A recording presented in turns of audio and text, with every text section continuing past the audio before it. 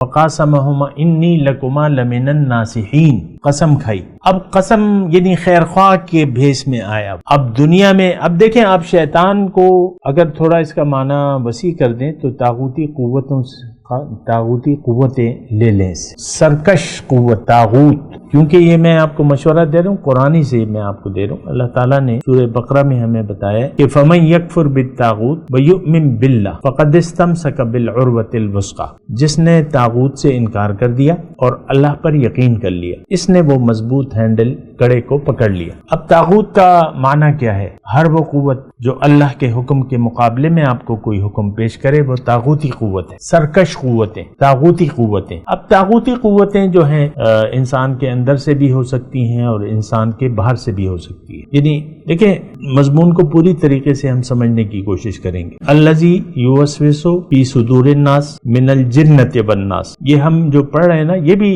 وسوسہ شیطانی پر عمل ہوا ہے، تو پھر ایک بات چلی ہے، ایک غلطی ہو گئی، وسوسہ شیطانی۔ اب وسوسہ انسانی بھی ہو سکتا ہے اور شیطان انسان کے روپ میں بھی ہوتے ہیں۔